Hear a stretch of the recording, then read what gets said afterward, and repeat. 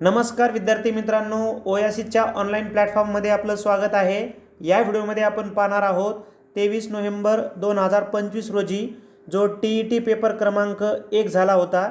या पेपरमधील इंग्रजी भाषा म्हणजे इंग्रजी व्याकरणाच्या संदर्भाने जे 30 प्रश्न तुम्हाला विचारण्यात आले होते, या 30 प्रश्नांवर विश्लेषणात्मक चर्चा आपण करणार आहोत।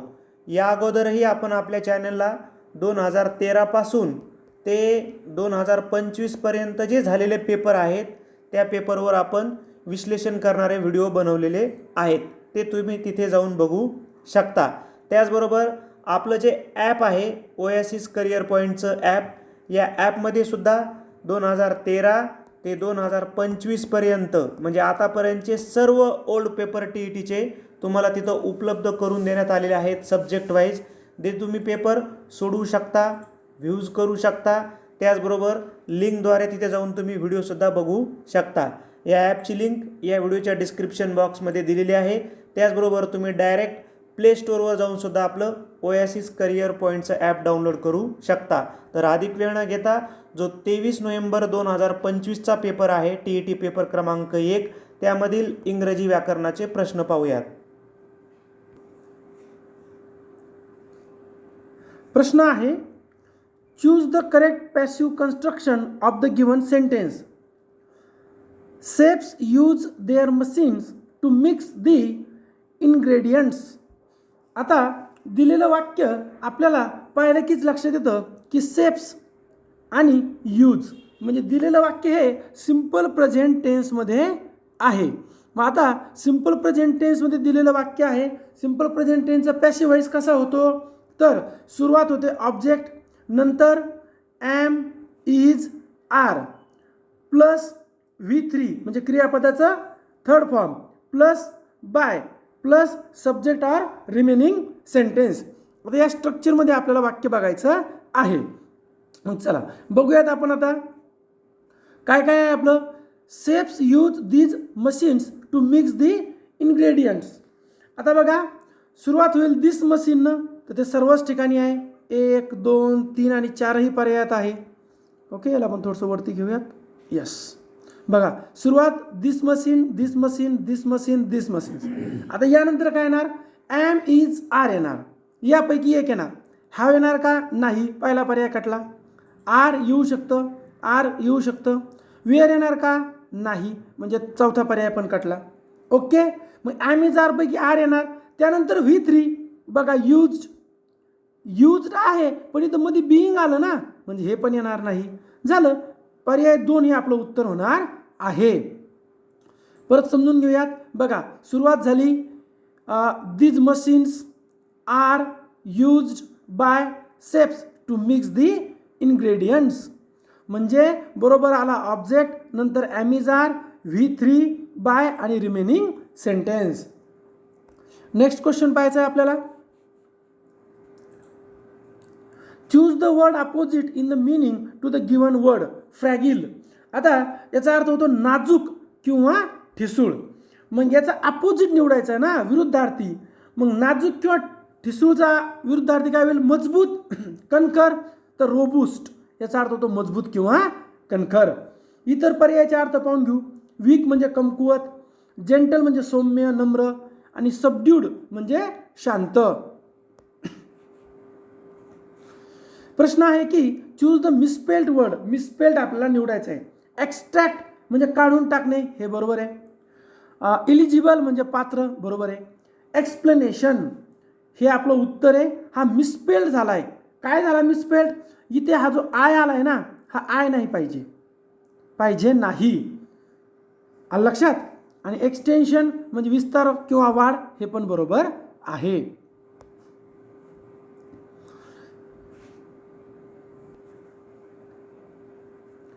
Choose the alternative which the best express the meaning of the given word ons. आता ऑनसचा अर्थ होतो की जबाबदारी किंवा भार। मग आपण एक एक पर्याय पाहत जाऊ। इन्क्लिनेशन म्हणजे कल, प्रुडन्स म्हणजे शहाणपणा, अँटिपॅथी म्हणजे विरोध किंवा तिरस्कार। मग आपलं उत्तर झालं responsibility. Choose the most suitable one word for the given expression. One who leaves his own country to settle in another. म्हणजे स्वतःचा देश सोडून दुसऱ्या देशात राहण्यासाठी गेला त्याला आपण इमिग्रंट असं म्हणतो, ज्यानं स्वतःच्या देशाचा त्याग केला आणि परदेशात जाणारा. बघा, फॉरेनर म्हणजे परदेशी नागरिक, टुरिस्ट म्हणजे पर्यटक, आणि नेटिव्ह म्हणजे मूळ रहिवासी किंवा स्थानिक. आता तुम्ही जर आपल्या ओएसिस करिअर पॉईंटच्या ॲपमध्ये गेलात तर तिथे तुम्हाला 2013 ते 2025पर्यंत सर्वच्या सर्व जुने पेपर विषयावाईज सोडवता येईल, क्वेश्चन व्ह्यू करता येईल व व्हिडिओच्या लिंकसुद्धा मिळतील. त्याचबरोबर आपल्याला सर्व विषयाचे सराव पेपरसुद्धा उपलब्ध आहेत. लिंक व्हिडिओच्या डिस्क्रिप्शन बॉक्समध्ये आहे किंवा तुम्ही प्ले स्टोअरवरूनही डाउनलोड करू शकता. पुढील प्रश्न आहे आपला की choose the correct compound sentence for the given sentence. आपलं कंपाऊंड बनवायचं आहे म्हणजे संयुक्त वाक्य बनवायचं आहे. दिलेलं वाक्य बघूयात. Though she love him, she had to leave him. आता दिलेलं वाक्य हे कॉम्प्लेक्स सेंटेन्समध्ये दिलेलं कसं आहे, कॉम्प्लेक्स आहे. कशावरून कळलं? दो वरून. दो काय आहे? सबऑर्डिनेट कंजक्शन आहे. दोचा अर्थ होतो विरोध. आता आपल्याला या दोला रिप्लेस करायचं आहे. मग दो रिप्लेस कशानं होईल? दोचा अर्थ रिप्लेस होईल बट, एट किंवा स्टीलनं. मग चला एक एक पर्याय आणि डिटेलमध्ये समजून घेऊयात. बघा, she love him and she had to leave him. आता इथे अँडनं दोन्ही वाक्य समानता दर्शवली, म्हणजे इथं कुपुलेटिव्ह कंजक्शन वापरलं आहे, समानदर्शक कंजक्शन वापरलं आहे. तर ते जमणार नाही, कारण though she love him, she had to leave him आपल्याला विरोध करायचा आहे ना, विरोध दर्शक दाखवायचं आहे. दोन विरोध दिसलाय ना, दोन वाक्य हे परस्परांचे विरोध झालेत, म्हणून अँड जमणार नाही, कारण हे समानदर्शक वाक्य झालेलं आहे. हे पण कंपाऊंड आहे पण ते जमणार नाही. आता बघा, she love him but she had to leave him, बरोबर. बटमुळं काय झालं? आपल्याला विरोध दिसला. याला आपण म्हणतो ॲडव्हर्सेटिव्ह कंजक्शन. परस्पर विरोध दिसतो, त्यातून कॉन्ट्रास्ट दिसायला पाहिजे, म्हणून आपलं उत्तर झालं पर्याय क्रमांक 2. 3 मध्ये काय आलंय? आर आलंय. आर काय झालं? तर आर झालं अल्टरनेटिव्ह, विकल्प झाला नाही ना. आणि इनस्पाईट ऑफ, इनस्पाईटनं काय झालं? सिंपल सेंटेन्स बनलेलं आहे.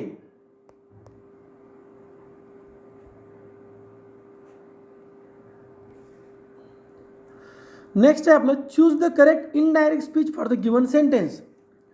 You cannot bath in the sea, he said to me it is very rough. बघा, दिलेलं वाक्य हे ॲसर्टिव्ह आहे म्हणजे स्टेटमेंट आहे. आता स्टेप बाय स्टेप आपल्याला सोडवत जायचं आहे. काय काय होईल बघा. आता यू दिलं आहे, यूचं काय होईल आपलं? आता यू कोणासाठी आहे? You cannot bath in the sea, he said to me, म्हणजे वाक्याची सुरुवात आपलं आता ही पासून होईल. मग he said that, he said that, he said that, he said that, इथपर्यंत सर्व वाक्य समान आहेत. असं सांगण्यामागचा उद्देश आहे की आपला पर्याय कट पद्धतीनं सुद्धा जाता आलं पाहिजे. दॅट म्हणजे कंजक्शन बरोबर वापरलेलं आहे. ओके, इथपर्यंत चारही वाक्य बरोबर आहे. आता बघा, he sed you that you, you नाही ना, यूचं काय होणार? आय होणार, बरोबर. म्हणजे इथे यूमुळं हे पहिलं वाक्य रॉंग झालं आपलं, चौथंही यूमुळं रॉंग झालं. आता बघा, 2 किंवा 3 येतंय लक्षात? पहिलं वाक्य यूमुळं आपलं कट झालं आहे, यूमुळं कट झालं. तसं आपण आणखी पुढं गेलो असतो की कॅनॉटचं होतं कुड नॉट, इथं कॅनॉटच आहे, म्हणजे ऑलरेडी पहिलं आणि चौथं 2 पद्धतीनं कट झालं.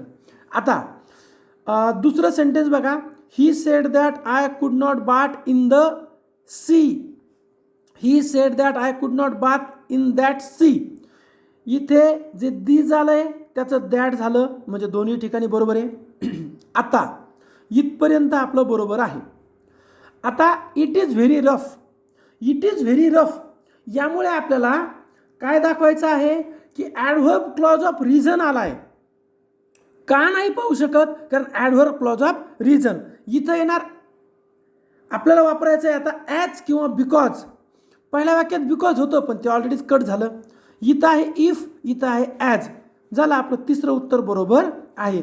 इफ काय दाखवतं? जरी तरी, जरी तरी नाही ना, जर तर नाही ना. आपल्याला दाखवायचं आहे ॲडव्हर्ब क्लॉज ऑफ रिझन वापरायचा आहे की का नाही पाहू शकत, कारण ते खूप रफ आहे यामुळे. चला आता पहिल्यापासून एकदा परत बघूयात. बघा, he said that, conjunction that आलंय, यूचं आयमध्ये बदल झाला, कॅनॉट कुड नॉटमध्ये बदल झाला, या दिसचं दॅटमध्ये बदल झाला, हा जो ही होता हा ॲज इट इज इथं जिथं आला आहे. आता इट इज व्हेरी रफ, या दोघांना जोडण्याचं काम इथं ॲज न केलं आहे, कारण ॲज काय आहे, ॲडव्हर्ब क्लॉज ऑफ रिझन दाखवतो, बिकॉज किंवा as, it is very rough. 3 number आपलं उत्तर झालेलं आहे. नेक्स्ट क्वेश्चन पाहूयात आपण. Choose the correct alternative to fill in the blank. Priyanka is dash dash than Deepika. आता आपल्याला ध्यान आलं म्हणजे लगेच कळतंय कंपॅरेटिव्ह डिग्रीचं वाक्य बनवायचं आहे. कंपॅरेटिव्ह डिग्रीमध्ये काय येतं, एक तर मोर येईल किंवा ॲडजेक्टिव्ह किंवा ॲडव्हर्बचं ER असं रूप येईल, IER. ओके, मग बघा मोर प्रिटी असं तर येतच नसतं, कारण पॉझिटिव्हमध्ये प्रिटी येतं. मोर प्रिटियर, बघा प्रिटियर आणि मोर हा शब्द कधीच सोबत येत नाही, कारण दोहीचा अर्थ सारखाच होऊ राहिला. मग आपलं उत्तर झालं प्रिटियर, बरोबर. Pretty, prettier, प्रिटिएस्ट. ओके, ज्या शब्दाच्या शेवटी वाय असतं, जसं हॅपी, हेवी, प्रिटी, यांचं काय होतं, IER त्यांना जोडल्या जातं. मग प्रिटियर म्हणजे अधिक सुंदर, प्रिटी म्हणजे सुंदर, प्रिटियर म्हणजे अधिक सुंदर, प्रिटिएस्ट म्हणजे सर्वात सुंदर, अत्यंत सुंदर. इथं द प्रिटिएस्ट सुपरलेटिव्हमध्ये येतं. चला उत्तर झालं पर्याय 3. Identify the mismatch pair.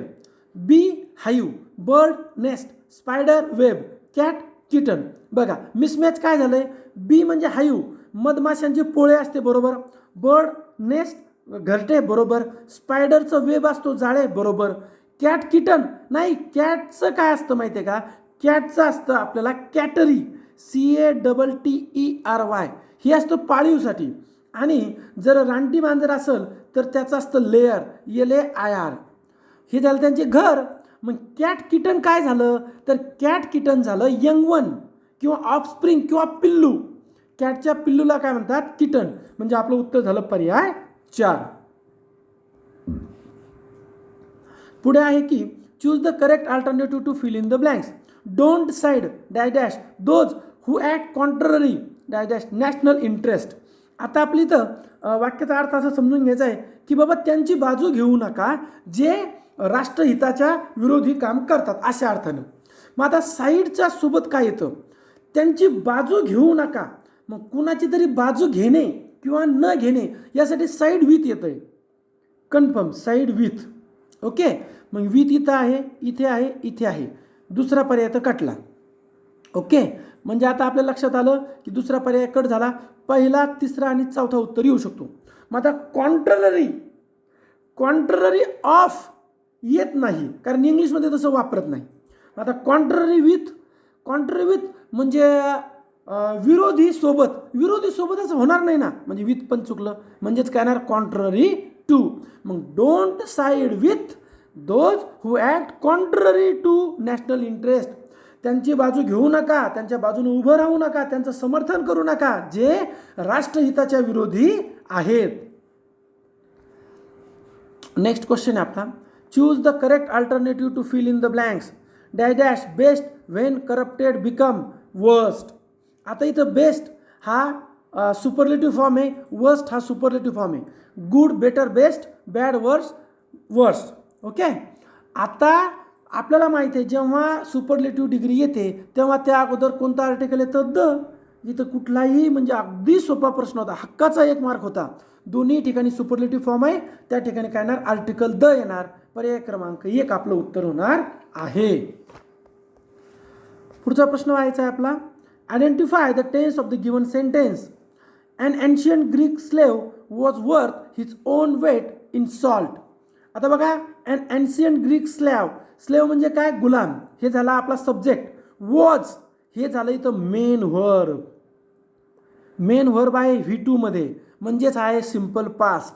मग तुम्ही म्हणणार कसं, तर बघा बी, वॉज आणि बीन हे 3 रूप आहेत. बी फर्स्ट रूप, बीन थर्ड रूप आणि वॉज सेकंड रूप. मग आपल्याला माहिती आहे जेव्हा जेव्हा क्रियापद हे V2 असते तेव्हा सिम्पल पास्ट टेन्स असतो. नेक्स्ट क्वेश्चन आहे आपला की choose the correct alternative to fill in the blank. During the earthquake buildings collapsed like dash dash of cards. Earthquake जेव्हा भूकंप झाला तेव्हा बिल्डिंग कशा पडल्या, जसं काही एखादा पत्त्याचा मनोरा बनवलेला आहे, म्हणजे पॅक ऑफ कार्ड्स, पत्त्यांचा संच. जे आपण खेळण्यासाठी जे कार्ड्स पत्ते वापरतो त्यांच्या संचाला काय म्हणतात, pack of cards. It is a collective noun. हे कलेक्टिव्ह नाऊन समुदायवाचक नाम आहे. बँड, टोळी, पथक, म्युझिशियन, रॉबर्स. होल्ड, झुंड, टोळी. लॉट ऑफ इन्सेक्ट, जेव्हा भरपूर इन्सेक्ट असतात, किड्यांचा संच असतो तेव्हा होल्ड म्हणतात. किंवा भटके रानटी लोकांना कधी कधी तिरस्कारदर्शक शब्द वापरला जातो, हॉर्ड. आणि हर्ड म्हणजे कळप, कॅटल, एलिफंट यासाठी. Identify the part of the speech of underline word. They put up a fence between their house and their neighbours house. आता आपल्याला लगेच कळतं their house and their neighbours house या दोघांमध्ये वापरलं आहे. मग जेव्हा दोघांसाठी वापरलं जातं तेव्हा काय तर बिटवीन. दोनपेक्षा जास्त असेल तर काय तर अमंग. म्हणजेच काय आहे, बिटवीन आहे प्रिपोजिशन. बघा, फेन्स काट्याची तार लावायची कोणाच्यामध्ये, their house and their neighbours house. मग जेव्हा दोघांमध्ये असतं तेव्हा येतं बिटवीन, आणि 2+ जेव्हा असेल तेव्हा येतं अमॉंग. हे 2 प्रिपोजिशन आपल्याला लक्षात यायला हवेत. आणि इथे आपल्याला सगळ्यात महत्त्व समजून घ्यायचे की अर्थ काय आहे वाक्याचा. To show the relation between काय करतंय, to show the relation, to indicate two things or person we use between. उत्तर झालं प्रिपोजिशन. नेक्स्ट क्वेश्चन आहे आपला, select the combination of the number so that the alphabets arrange accordingly will form a meaningful word. तर शब्द तयार होतो बघा, prayer, PRAYER, prayer म्हणजे प्रार्थना. पर्याय क्रमांक 3. आता पॅसेज आहे 46 ते 50. आपण त्याचे फक्त उत्तरं पाहूयात. 46चं उत्तर दिलं आहे आपल्याला पर्याय क्रमांक 2. 47चं उत्तर आहे पर्याय क्रमांक 2. 48चं उत्तर आहे पर्याय क्रमांक 4. 49चं उत्तर आहे पर्याय क्रमांक 1. 50चं उत्तर आहे पर्याय क्रमांक 3. 51 नंबरचा प्रश्न पाहूयात. Identify the mood that underline modal auxiliary show in the given sentence. We must follow the traffic rules. आता ट्रॅफिक रूल आपण फॉलो करायला पाहिजे. हे काय आहे तर इट इज मॉरल ऑब्लिगेशन. हे मॉरल ऑब्लिगेशन आहे, आपली मॉरल ड्युटी आहे, एक नैतिक बंधन आहे आपल्यावर की आपण काय करायला पाहिजे की ट्रॅफिकचे रूल फॉलो करायला पाहिजे. परमिशन काय असते तर परवानगी, पॉसिबिलिटी शक्यता, आणि ॲबिलिटी क्षमता. बघा, आपण जर आपल्या ओयासिस करिअर पॉईंटच्या ॲपमध्ये गेलात तर तिथे आपल्याला 2013 ते 2025 सर्व विषयाचे विषयवाईज पेपर, पूर्ण सब्जेक्ट वाईज पेपर सोडवता येतील. त्याचबरोबर त्याच्या लिंकसुद्धा मिळेल व PDF सुद्धा व्ह्यू करता येईल. इथे आपण विषयवाईज केलेला आहे, म्हणजे तुम्हाला त्याचा जो विषयामध्ये कन्फ्युजन आहे ते एकच विषय आपल्याला सॉल्व करता येईल. त्याचबरोबर सराव पेपरसुद्धा उपलब्ध करून देण्यात आलेले आहे. ॲपची लिंक व्हिडिओच्या डिस्क्रिप्शन बॉक्समध्ये आहे. त्याचबरोबर प्ले स्टोअरला तुम्ही ओयासिस करिअर पॉईंट असं सर्च करू शकता. आपला अल्टरनेटिव्ह विचारलं आहे पुढचं, please make it a point two dash dash water taps before you go out. बघा, काय आहे मुद्दा, please make it a point two water taps before you go out. Water taps म्हणजे नळाचं जे पाणी लिकेज आहे ते काय करा, घरातून बाहेर जायच्या अगोदर तर बंद करा, म्हणजे टर्न ऑफ. टर्न ऑफ म्हणजे काय, टू स्टॉप, बंद करणे. लक्षात, टर्न डाऊन म्हणजे नाकारणे. टर्न अबाउट म्हणजे पूर्णपणे वळणे किंवा दिशा बदलणे. आणि टर्न ओव्हर म्हणजे पलटणे किंवा पान उलटणे. नेक्स्ट आहे, name the underline clause in the given sentence. You may go home when you finish your work. When you go home, when you finish your work. Home म्हणजे ॲडवर्ब क्लॉज ऑफ टाईम. बरोबर, adverb clause of time कशानं कळतो, व्हेनने कळतो आपल्याला. लक्षात. आता adverb clause of purpose काय असतं, for what, हेतू काय आहे. Adverb clause of condition, if condition काय, स्थिती. Adverb clause of place where, ठिकाण कळतो. पुढे आहे की choose the correct WH type question to get the underline part of at as a answer. Let us go the Italian restaurant. What restaurant shall we go to. What म्हणजे काय, नाही ना. Which restaurant shall we go to, बरोबर. जेव्हा आपण choice देतो, choice कुठं जायचं आहे, which restaurant, the Italian restaurant, choice दिली आपण इथं. आलं लक्षात. चॉईस देण्यासाठी काय वापरलं जातं, which. Where shall we go to. ते म्हणणार सर आपलं उत्तर तर पर्याय 2 झालं, व्हेअर का नाही. तर व्हेअर यासाठी नाही की व्हेअरचा जर आपला प्रश्न असता where shall we go to, तर अंडरलाईन कशी असती, to the restaurant. To the restaurant, पण कोणतं रेस्टॉरंट, तर इटालियन. पर्टिक्युलर आपल्याला इटालियन ही चॉईस देण्यात आली म्हणून आपलं उत्तर येईल विच. इथे लक्षात. चला नेक्स्ट क्वेश्चन घेऊयात. Select the correct cardinal number for the given a million. A million म्हणजे काय, तर 10 लाख. एकावर 6 शून्य कुठं आहे, पर्याय क्रमांक 4. इथं 10,000 बरोबर, 5 शून्य 1 लाख, 7 शून्य 1 करोड. नेक्स्ट आहे choose the alternative which best express the meaning of the word underline in the given sentence. The team was greeted by deafening applause for the audience. डिफेनिंगचा अर्थ होतो कर्णकठोर किंवा बहिरे करणारा, अतिशय मोठा आवाज. मग आता या अर्थाचं काय, तर व्हेरी लाऊड, खूप मोठा आवाज, प्रेक्षकांचा अतिशय मोठा आवाज. डेंजरस म्हणजे धोकादायक, टेरिफिंग म्हणजे अतिशय भीतीदायक, आणि माइल्ड म्हणजे सौम्य. पुढे आहे की arrange the jumble parts which are labelled PQR and yes for a complete meaningful sentence. बघा, when warm summer to the cold winter, autumn is the season, temperatures gradually decrease. आता आपण जर वाक्याला बघितलं तर आपल्या एवढं तर लक्षात येतं की सुरुवात आरपासून होणार. ॲटोमन इज द सीझन. ॲटोमन हा सीझन सुरू होतोय केव्हा, मग जेव्हा सीझनला केव्हाना प्रश्न विचारला गेला, सीझनला क्वालिफाय करणारं रिलेटिव्ह प्रोनाउन आलं तर काय येतं, व्हेन. व्हेन वार्म समर म्हणजे पी नंतर, आर नंतर काय येणार, पी. एवढे 2 तर कन्फर्म झाले. ओके, आर नंतर पी येणार. आता आपल्याला निवडायचं येस का क्यू. मग बघा, warm summer to the cold winter, temperature gradually decrease. मी यामध्ये आता तेवढं कन्फर्म आपल्याला जर अर्थ येत असेल तर जमल, पण समजा नाही येत तर मग आता पर्याय बघा बरं. आरनं सुरुवात आणि नंतर पी, पहिला पर्याय तर कटला. दुसऱ्यामध्ये क्यू आलं, कटला. तिसरा तर कटलाच, आलं उत्तर पर्याय क्रमांक 4. आधी यस काय की बघा आपण आर आणि पी तर कन्फर्म घेतलं होतं, त्यानुसारच आपलं उत्तर निवडलं. ओके, तरी पण वाक्य कंप्लीट करू. त्यानंतर यस म्हणजे autumn is the season when warm summer, temperatures gradually decrease to the cold winter, पर्याय 4 आपलं उत्तर होणार आहे. म्हणजे आपल्याला सीझन या शब्दाहूनच उत्तर आलं. सीझन शब्दाला क्वालिफाय करणारा शब्द कोणता होता, तर व्हेन. नेक्स्ट क्वेश्चन घेऊयात आपण. Choose the alternative which is opposite in the meaning to the word underline in the given sentence. Such comparisons in poetry are useful. आता किती सोपं आहे, युजफुलचं काय, युजलेस, पर्याय 4. अगदी सोपा प्रश्न होता. परमनंट कायमस्वरूपी, एन्शियंट प्राचीन, रिनोव्हेटेड नूतनीकरण केलेले. Identify which part of the sentence has an error. The Times of India has the larger circulation of all English dailies in India. Within a second उत्तर येतं आहे काय की द आलंय. आता द आलं याचा अर्थ सुपरलेटिव्ह डिग्री आहे ना. सुपरलेटिव्ह डिग्री जर असेल तर त्यानंतर ER येत नाही. लार्जर रॉंग आहे, इथं काय पाहिजे, लार्जेस्ट पाहिजे.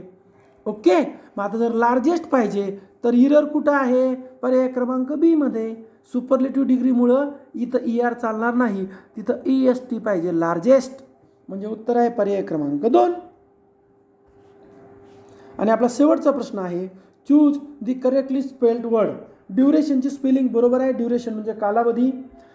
डॅमेजची जी स्पेलिंग आहे